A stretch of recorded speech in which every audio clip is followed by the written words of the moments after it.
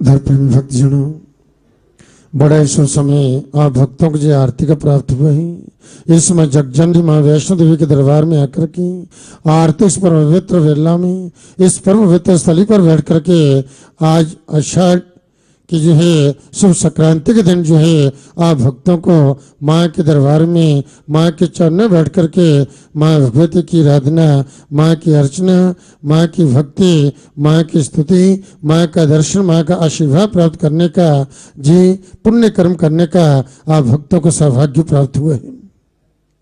यहाँ आज आषाढ़ संक्रांति ही संक्रांति क्या होती है कि सूरज का एक राशि से दूसरी राशि में संक्रमण करना। तो वह जो पुण्य काल जो होता है वह बड़ा ही एक उत्तम समय बतलाया गया है।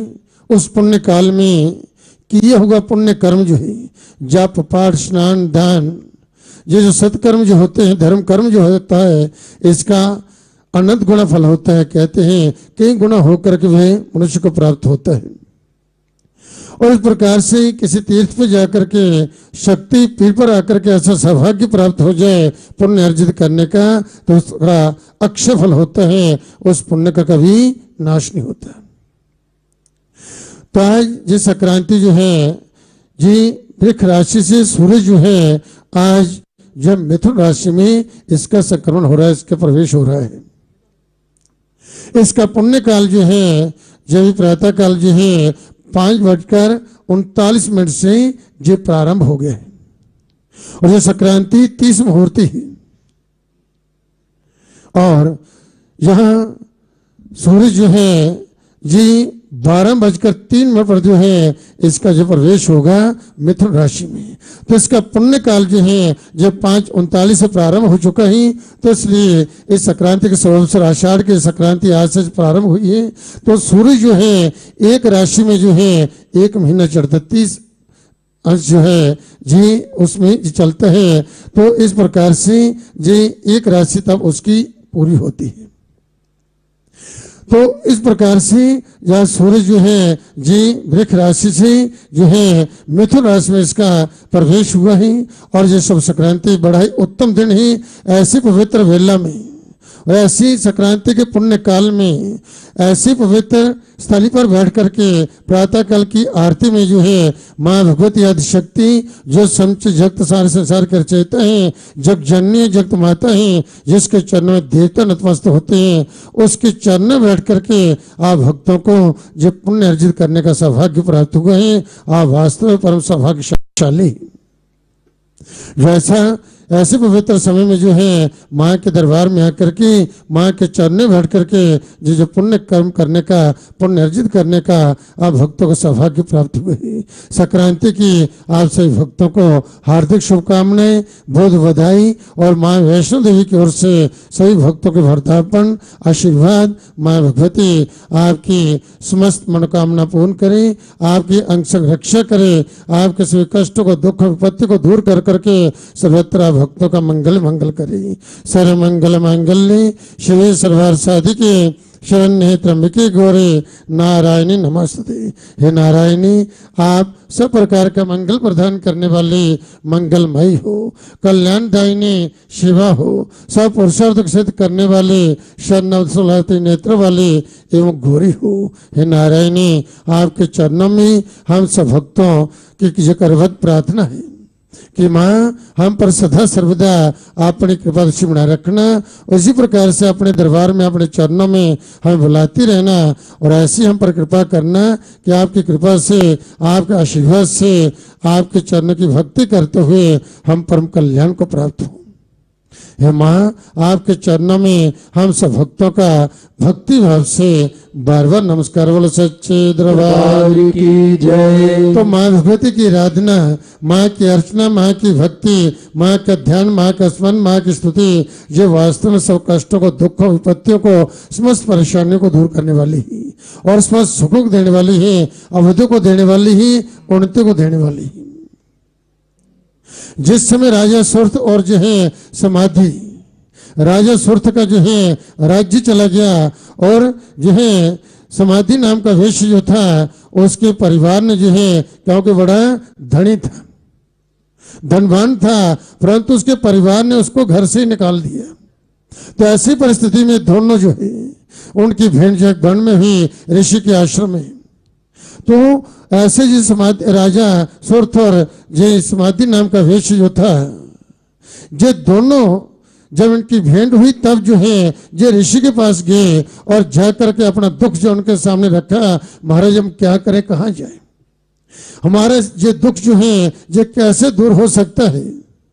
तो उस समय जब दोनों ने जाकर के मेधा ऋषि के पास जाकर के उन्हें प्रणाम किया और उनसे जब पूछा तब उन्होंने उनको यही उपदेश देते हुए ये कहा था कि राजा और उस वेश्य को जो है तामो पे ही महाराज शरणम परमेश्वर आराधिता सेवन नाम भोग स्वर्गापवर्गदा। कि महाराज, हे राजन, आप उन्हीं माँ भगवती माँ परमेश्वर की शरण ग्रहण कीजिए, माँ के शरणगत हो जाइए और वे आराधना से जो है प्रसन्न होकर के मनुष्य को जो है भोग स्वर्ग और जो है पुनरावर्ती मोक्ष जो है जो प्रदान करती है। तो इसी के अनुसार जो है उन दोनों ने माँ भगवती की शरण ग्रहण की, माँ की भक्ति की, माँ की आराधना की और 3 वर्ष में जो है उन्हें जो है जब 3 वर्ष तक वह उनकी माँ की साधना करते रहे तो उन्हें जो भगवती का साक्षात दर्शन हुआ, माँ का आशीर्वाद प्राप्त हुआ और माँ के आशीर्वाद से जो है राजा का खोया हुआ राज्य जो था उसे पुनः प्राप्त हुआ और जो है जो वेश्य जो था उसे माँ की आराधना करते हुए वैराग्य हो चुका था, तो वह कहता कि मुझे मोक्ष चाहिए।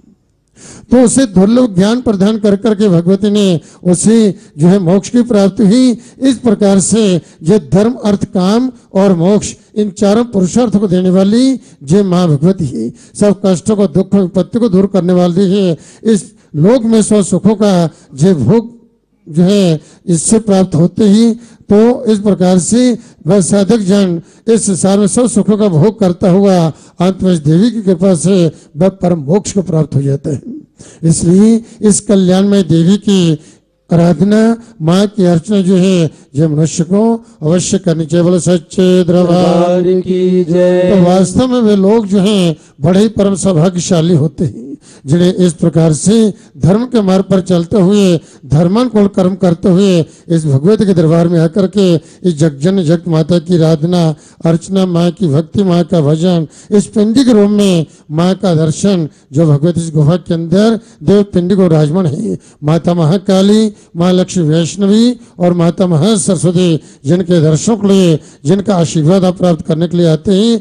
तो इन पिंडी रूप में माँ का दर्शन, माँ का आशीर्वाद जो है ये समस्त सुखों को देने वाला है, सब कष्टों को दूर करने वाला है। इसलिए धर्म के मार्ग पर चलते हुए धर्मानुकूल कर्म करते हुए इस जगजन जगत माता की आराधना, माँ की अर्चना, माँ की भक्ति जो है ये अवश्य करनी चाहिए। धर्मेण राज्यम लभते मनुष्य स्वर्ग च धर्मेण नरा प्रजाति आयुष कीर्ति तपस्य धर्म धर्मेण मोक्षम लभते मनुष्य। कि धर्मेण राज्यम लभते मनुष्य, धर्म कर्म करने से ही राज्य की प्राप्ति होती है, अर्थात सुखों की प्राप्ति होती है, सुख की प्राप्ति होती है, दुख दूर होते हैं जब धर्म कर्म मनुष्य करता है। स्वर्गम च धर्मेण नरा प्रजाति, और धर्म कर्म करने से ही स्वर्ग की प्राप्ति होती है। स्वर्ग क्या है? सुख है, और नरक क्या है? दुख है। तो इस प्रकार धर्म कर्म करने से ही जो है स्वर्ग की प्राप्ति होती है। आयुष कीर्ति तपस्य धर्म, तो इस प्रकार से आयु की वृद्धि धर्म कर्म करने होती है, आयु की वृद्धि होती है। यश कीर्ति जो है ये इसी से इसकी प्राप्ति होती है। धर्मेण मोक्षम लभते मनुष्य, और धर्म कर्म करने से ही मनुष्य को मोक्ष की प्राप्ति होती है। ये एक ऐसा सूत्र है कि धर्म और शास्त्र में महापुरुषों में बार बार जो है यही उपदेश दिया है कि धर्म का कभी त्याग मत कीजिए, धर्म कर्म करें तो ही आपका कल्याण है। धर्मोत्र माता पितरो नरस्य धर्मः सखा चात्र परे च लोके त्राता च धर्मस्तेह मोक्षदश्च धर्माहते नास्ति तो किंचित देव। तो इसलिए धर्म से ही मनुष्य यह राज्य की प्राप्ति करता है, धर्म से ही वह स्वर्ग प्राप्त करता है। आजु कीर्ति यश और पुण्य कारक धर्म से ही ये प्राप्त होते हैं और मोक्ष की प्राप्ति धर्म से ही मिलती है। और इस प्रकार से मनुष्य के माता पिता भी जो है ये भी धर्म है। मनुष्य के माता पिता ये भी धर्म है। ये साक्षात घर के अंदर जो है ये देव हैं, तो उनकी सेवा, उनकी जो है इस आज्ञा का पालन करना ये भी धर्म है। ये लोग एवं परलोक का जो है साथी भी धर्म है। इस लोक में सुख देने वाला धर्म है और परलोक में ही जो है इस जीव के साथ जो जाता है वह धर्म है। ये शरीर जो है ये शमशान तक इसका साथ रहता है, वहां पर जल करके जो राख हो जाता है, परंतु धर्म जो है उस समय जीवात्मा के साथ साथ चलता है।